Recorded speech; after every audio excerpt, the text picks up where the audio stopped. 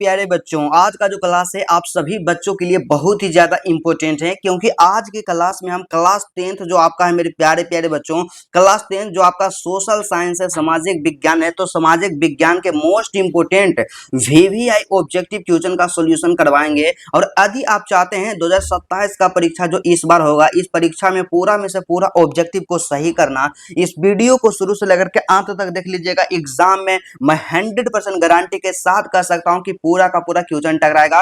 और इस तरह से आप देख सकते हैं कि आपका पूरा ऑब्जेक्टिव का सॉल्यूशन करवाएंगे और लास्ट में मेरे प्यारे प्यारे दोस्तों आपको सब्जेक्टिव क्वेश्चन भी बताएंगे। तो आप लोग क्या कीजिएगा, इस वीडियो को शुरू से लेकर के अंत तक देखिएगा, कभी भी दिक्कत नहीं होगा। और सबसे पहला प्रश्न हमारे पास 1 नंबर का दिया गया है, आप लगाते चलिएगा कि यूरोप में राष्ट्रवाद का जनक किसे माना जाता है।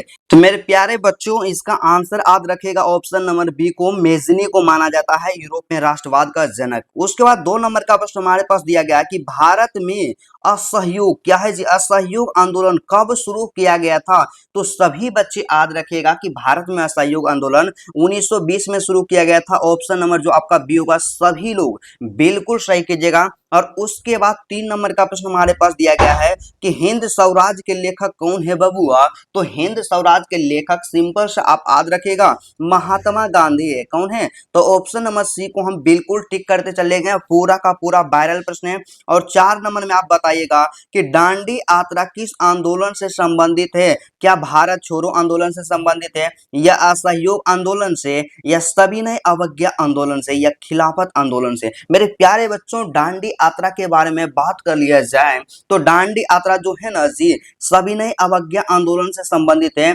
ऑप्शन नंबर जो आपका सी होगा बाबू, ऑप्शन नंबर सी को बिल्कुल सही कीजिएगा। और उसके बाद हमारे पास जो प्रश्न दिया गया 5 नंबर का कि भारतीय राष्ट्रीय कांग्रेस की स्थापना कब हुई है दोस्तों। तो सभी बच्चे आप लोग यहाँ पे आज से टिक करते चलिएगा। 1885 में भारतीय राष्ट्रीय कांग्रेस की स्थापना हुई है। ऑप्शन नंबर जो आपका ए होगा बिल्कुल सही होगा। और उसके बाद 6 नंबर का प्रश्न हमारे पास है कि काली मिट्टी किस प्रकार के फसल के लिए सबसे ज्यादा उचित है, उपयुक्त है। तो सभी दोस्तों याद रखेगा कि काली मिट्टी जो है ना बाबू, कपास के लिए सबसे ज्यादा उपयोगी है। ऑप्शन नंबर बी को बिल्कुल सही कीजिएगा। पूरा का पूरा वायरल क्वेश्चन है और इसका पीडीएफ लेना चाहते हैं, अंतिम में बताएंगे कि पीडीएफ आपको कहां मिलेगा। तो वीडियो को आप लोग शुरू से लेकर के लास्ट तक देखते रहिएगा, कभी भी आपको दिक्कत नहीं होगा। और उसके बाद बताइएगा मेरे प्यारे प्यारे दोस्तों, 7 नंबर का प्रश्न हमारे पास दिया गया है कि भारत में सबसे अधिक चाय, भारत में सबसे अधिक क्या है जी,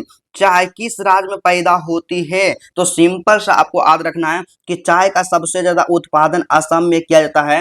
ऑप्शन नंबर सी को बिल्कुल सही कीजिएगा। 8 नंबर का प्रश्न है कि भारत का सबसे लंबा राष्ट्रीय राजमार्ग कौन सा है बच्चों, एग्जाम में कई बार पूछा गया, सिंपल सा याद रखिएगा। NH यहाँ पे 44 है, NH 44 है, काफी ज्यादा इंपोर्टेंट है। और 9 नंबर का प्रश्न हमारे पास है कि किस प्रकार की कृषि, मतलब कृषि किस प्रकार की आर्थिक गतिविधि है। तो कृषि के बारे में बात करते हैं ना दोस्तों, तो कृषि एक जो है यहाँ पे प्राथमिक यहाँ पे आर्थिक गतिविधि है। ऑप्शन नंबर ए को बिल्कुल सही कीजिएगा। और 10 नंबर का प्रश्न है कि हरित क्रांति का संबंध किससे है बच्चों। तो हरित क्रांति का जो संबंध है ना बाबू, कृषि से है। किससे, कृषि से है। ऑप्शन नंबर बी को बिल्कुल सही कीजिएगा। और 11 नंबर प्रश्न में बताइएगा कि लोकतंत्र में अंतिम शक्ति किसके पास होती है। तो बताइएगा मेरे प्यारे दोस्तों, तो देखिए लोकतंत्र जो होता है ना बाबू, उसमें अंतिम शक्ति जो होती है जनता के पास होती है। ऑप्शन नंबर सी को बिल्कुल सही कीजिएगा।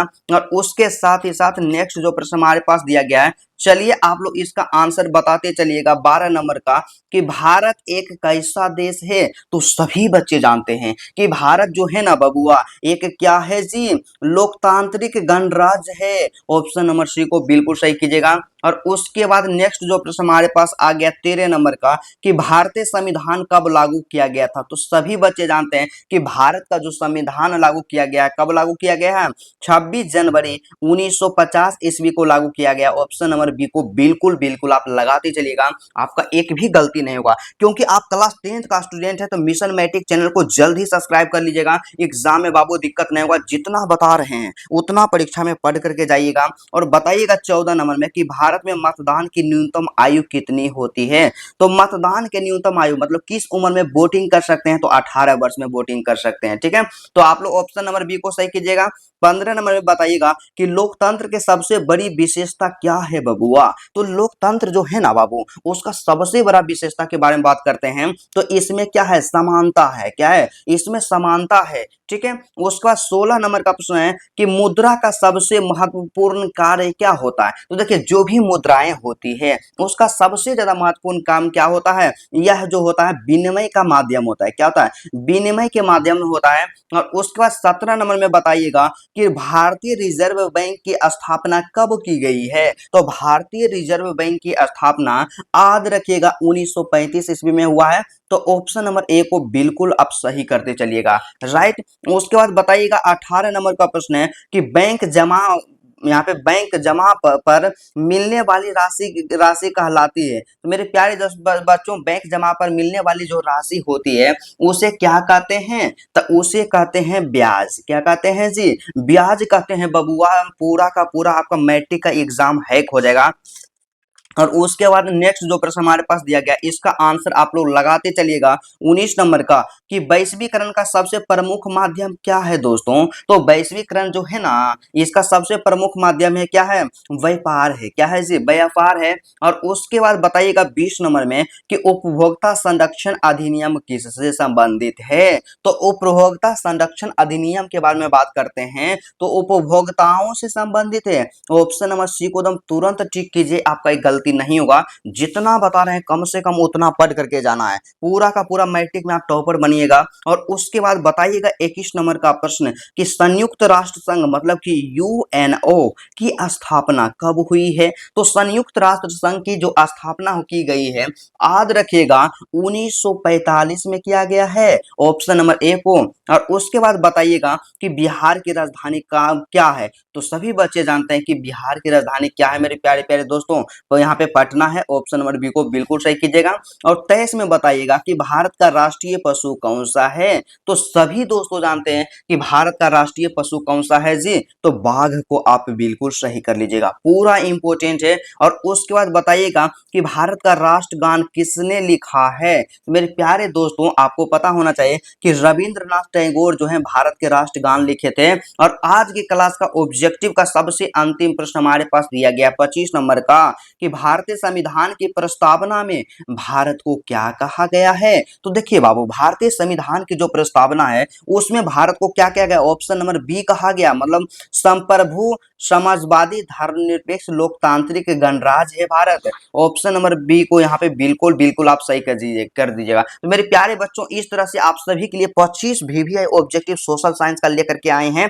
और उसके बाद अब चलिए सब्जेक्टिव क्वेश्चन जितना बता रहे हैं ना दोस्तों, उतना आप कम से कम जरूर पढ़ करके जाइएगा। तो यहाँ पे क्या आ गया जी, सामाजिक विज्ञान, जिसे कि हम लोग सोशल साइंस के नाम से जानते हैं। तो 5 लघु उत्तरीय प्रश्न, इतना ज्यादा इंपोर्टेंट, इतना ज्यादा वीवीआई क्वेश्चन है ना बाबू, इसके बारे में जितना बोलेंगे उतना कम पड़ेगा। तो आप लोग क्या कीजिएगा, देख लीजिएगा ये क्वेश्चन आपको याद है कि नहीं है। और नहीं याद है ना बबुआ, तो जल्दी से इसको रटना स्टार्ट कर दीजिएगा। चलिएगा, सबसे पहला प्रश्न हमारे पास है कि राष्ट्रवाद से आप क्या समझते हैं। एग्जाम में कई बार पूछा गया, इंपोर्टेंट है। दूसरा प्रश्न याद कर लीजिएगा कि असहयोग आंदोलन कब और किसके नेतृत्व में शुरू हुआ था।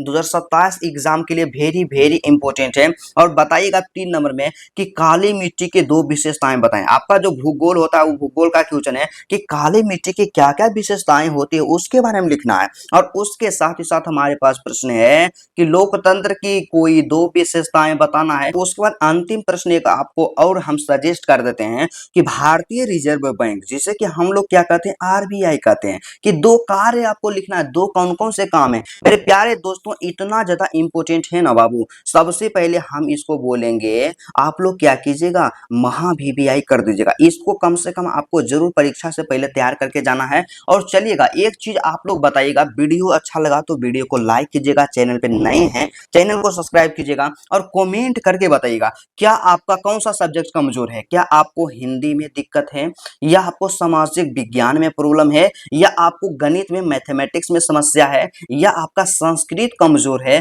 या आपका विज्ञान कमजोर है। मेरे प्यारे प्यारे बच्चों, सभी बच्चे एक बार जरूर कमेंट करके बताइएगा, हम उसी का क्लास करवाएंगे। तो चलिए आज की क्लास को यहीं पे रहने देते हैं। आपको आज ये वीडियो अच्छा लगा तो वीडियो को दिल से लाइक कर दीजिएगा, चैनल पे नए हैं हमसे जुड़ना मत भूलिएगा। पूरा आपका तैयारी जो भी क्लास 12 का तैयारी कराएंगे ना दोस्तों, बिल्कुल फ्री में तैयारी करवाएंगे। और आप सब पीडीएफ यदि इसका लेना चाहते हैं तो यहाँ पे डिस्क्रिप्शन में टेलीग्राम ग्रुप का लिंक होगा, जाकर के ग्रुप को ज्वाइन कर लीजिएगा।